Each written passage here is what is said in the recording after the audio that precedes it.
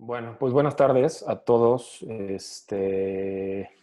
Gracias por la invitación a Escuadra y a la coordinación del departamento.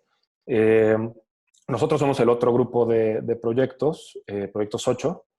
Eh, Quisiera tal vez agregar a lo que mencionaba Margarita ahora, que digamos, además de efectivamente querer que en Proyectos 8 sean críticos y sobre todo críticos de una situación pues real, ¿no? Porque están a punto, a nada de salir, digamos, a practicar o a trabajar con alguien. Entonces, para mí también, para nosotros, es muy importante generar una especie de síntesis, ¿no? Porque, digamos, como que, no como que, más bien, Proyectos 8 es el puente. Repito que esto lo mencioné también en la presentación anterior, el semestre pasado, es el puente o es el que condensa, digamos, todo lo que han aprendido a través de los últimos 7 semestres en los que han estado en Libero.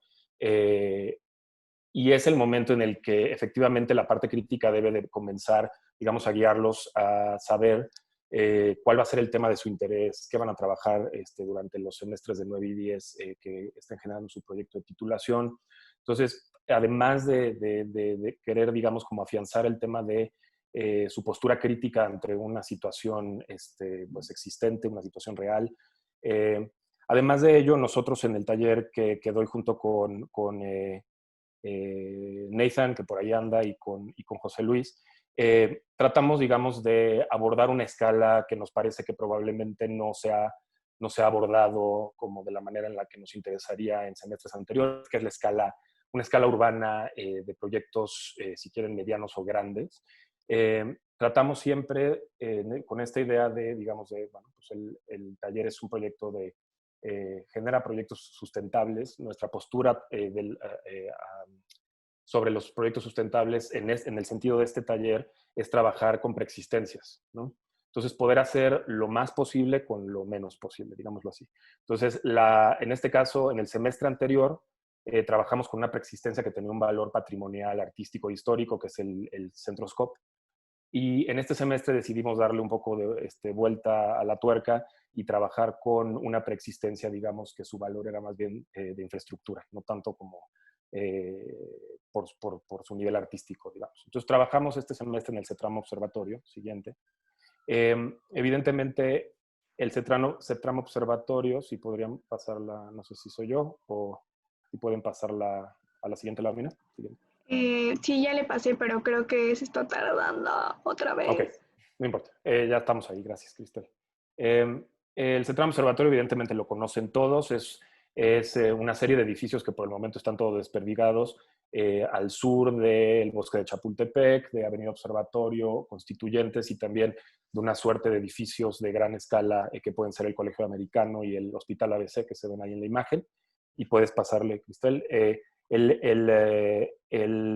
CETRAM está compuesto por el siguiente, la central de autobuses, me parece que es la primera. Creo que está un poco lenta la presentación. Voy a tratar de darte el control para que la vayas pasando, a ver si Ok. funciona. ¿O ¿Va? quieres que comparta pantalla? Ok, va, también. Si la A tienes ver, abierta está perfecto, porque la mía se está tardando muchísimo en pasar. listo. A ver, pues entonces, A a ver, ver, disculpen. se supone que ya tienes permiso. A ver, vamos a ver. Ok. Bueno, me dicen si no la alcanzan a ver. Sí, se ve perfecto. Súper. Bueno, entonces estábamos en que estamos trabajando en el CETRAM Observatorio. El CETRAM Observatorio, como ya la mayoría sabe, está compuesto hoy en día por la línea 1 del metro. En el futuro próximo llegarán la línea 9 y 12 también a conectarse a esta zona. La terminal central de autobuses del Poniente, el paradero observatorio y finalmente, bueno, el vaso regulador junto con el tren interurbano México-Toluca.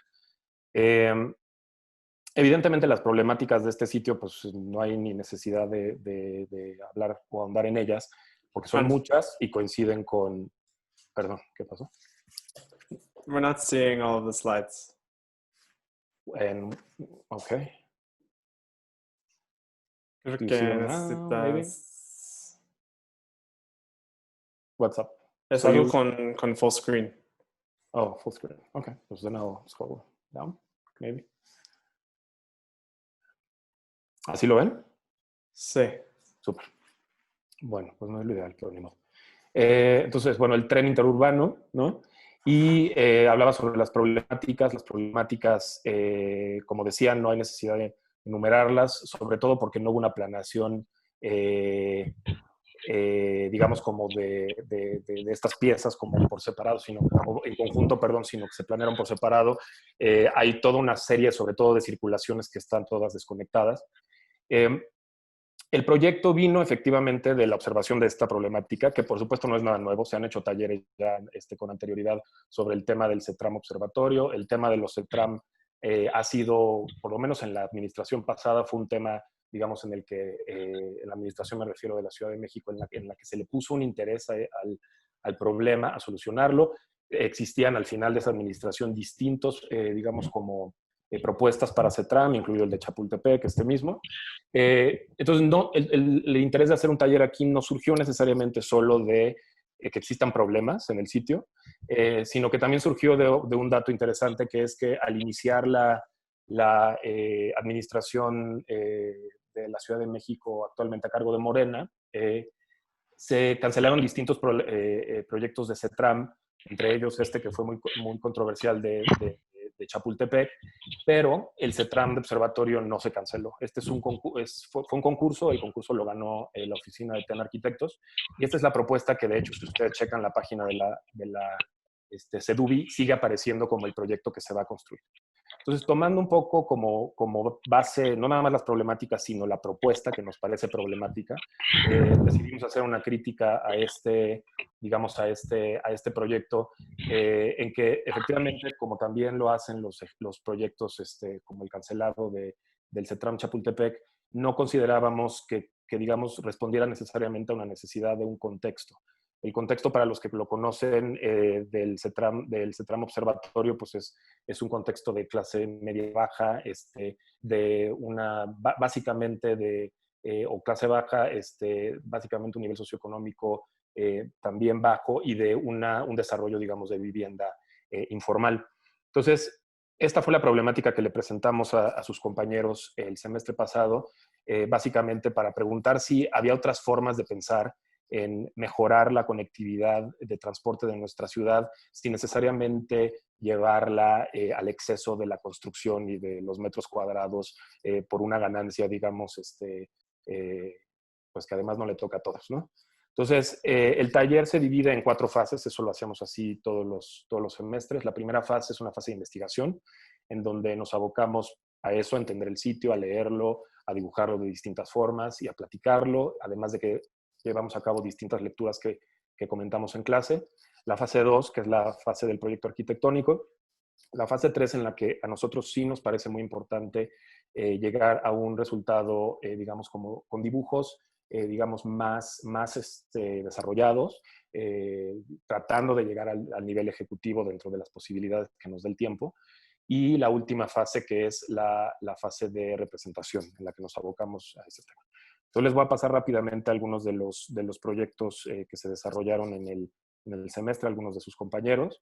Los proyectos tendieron a ser, evidentemente, sobre todo por esta crítica que les mencionaba de la densidad y la altura y de la no lectura, por lo menos en nuestra crítica del contexto, terminaron siendo principalmente horizontales.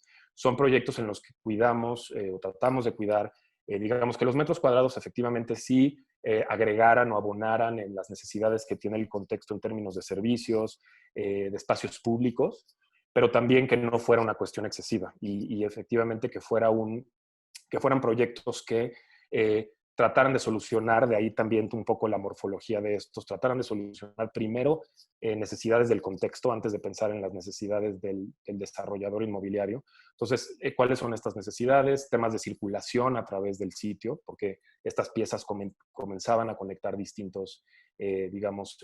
estas distintas piezas existentes, como les decía, ¿no? La terminal de autobuses, el metro y otras que existen que ya enumeré. Y además tratamos temas de vivienda, que efectivamente en esta zona hay una necesidad de vivienda y sobre todo de pensar la vivienda de otro modo. le planteamos a los alumnos, digamos, como distintos tipos de vivienda. La vivienda era tanto temporal como fija. Entonces, entendiendo que esta es una zona de paso y que también tiene históricamente, incluso ahí ligado con algunos programas de Ley Ibero, paso de migrantes por este sitio, propusimos que hubiera una serie, sí, de viviendas, digamos, como temporales o de paso, que también hubiera vivienda respondiera, digamos, necesidad del sitio y de la gente que vive ahí. Entonces, lo que hicimos fue generar estas piezas de infraestructura, si quieren llamémosles grandes piezas de infraestructura, que condensaban todo este programa y que además trabajaban con un contexto. Bueno, estas son algunas imágenes y ya, bueno, para concluir, un poco en referencia a distintas cosas. Uno, evidentemente, intereses que tenemos nosotros como en la investigación de nuestras propias prácticas fuera de la escuela, pero también un poco en respuesta al aprendizaje a distancia que nos está haciendo, o más bien que, sí, que se nos está pidiendo que, digamos, lo hagamos de este modo. Vamos a hacer un pequeño, digamos, como ajuste en la forma en la que trabajamos el siguiente semestre. Primero vamos a comenzar estudiando o analizando lo que nosotros llamamos, o en realidad así se le llama en la teoría de la arquitectura, superestructuras, y después vamos a abordar un sitio que va a existir en la Ciudad de México y en el que vamos, digamos, como implementar algunos de los aprendizajes que tengamos de estas pues, superestructuras. Entonces, evidentemente, estaremos analizando el trabajo pues, de arquitectos cuya obra rondó el tema o ronda el tema de las superestructuras, como pueden ser Conrad Waxman, gente como Buckminster Fuller, el propio Cedric Price, perdón, y Jonah Friedman, entre otros. Y eso pues es básicamente todo. No sé si, Nate, do you want to add something? Or... No, por el momento yo creo que sí está bien. Y para mí también este tema de superestructura es algo más flexible en términos del sitio y también en términos de la exploración de los alumnos. Y sí, da un poquito de flexibilidad entre nuestra nueva realidad. Pero, sí. Gracias. Buenísimo. Muchísimas gracias por su presentación.